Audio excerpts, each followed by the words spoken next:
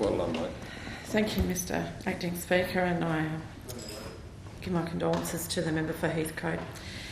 On the 6th of January in 2016, 9 months after the April superstorm, the Hunter was inundated. Maitland received, in some areas, up to 200 millimetres of rain in 24 hours, and our farmers were devastated.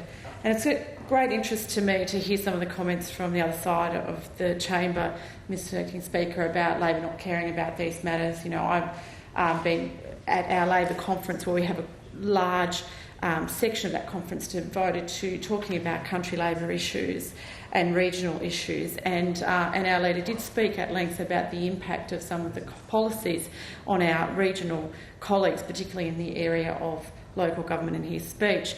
But I would really like to see some action from the government looking at how they can help the farmers in my community and across the wider Hunter.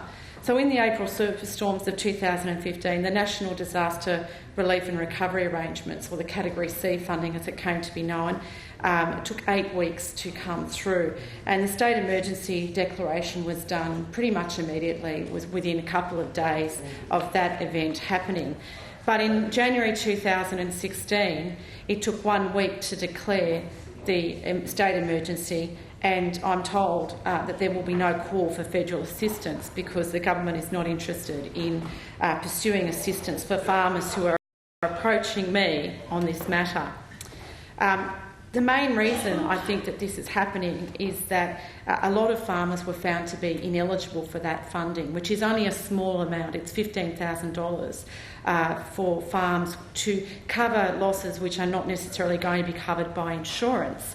And if you look at the report that was completed by retired Brigadier Darren Naumann AM into this very matter, he actually has advocated within that review for that funding to be made larger, because some of the losses that these farmers experienced was up to $100,000 worth on their farms. And in addition to that, to look at the eligibility requirements. Now, the eligibility requirements are $51,000 worth. 51% of farm income, or the farmer's income, has to be derived on farm. But the retired Brigadier makes a very salient point that a lot of farmers in today's modern economy look at resilience building their businesses, their farms, by engaging off-farm work. And there's 2 farmers in my electorate who actually moved in and had established their farms in the months before the April superstorm, and they were second-generation farmers, well equipped, had prepared themselves, walked onto a farm that was devastated by up to 98% flooding, but because they had not operated that farm for a year, were eligible for no assistance, nothing. And I find that very disturbing. I find it disturbing that now, 9 months on, when they're just getting to resowing their crops, they've halved their cattle and paying $1.50 on the kilo on the hoof. Now it's $3.50 a kilo to restock those animals. They are being left behind by the government, and it's a real disgrace, I'd have to say. They are devastated. One of those farmers has told me it will take her 7 years to get back to the situation that she was in March 2015.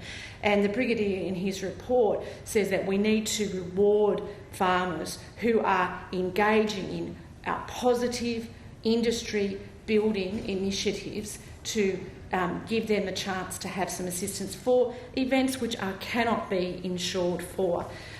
So I'm really concerned about this. I'm concerned about these smaller farmers in an industry and an area like mine. They may be small, they may only have herds or 50 or 100 cattle, but they are many. And if they have all, as many of the farmers I've spoken to, lost half their stock, that is half the herds in our regions.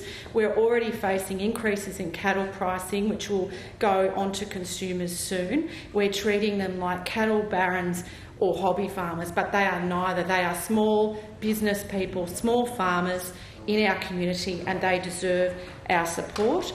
And I would really urge the government to take a more realistic attitude and to action this report, which I must also note was released just after the second lot of floods, showing an absolute pitiful attempt to look at a long-term recovery strategy for our region. Thank you. Mr. Speaker. I call the member.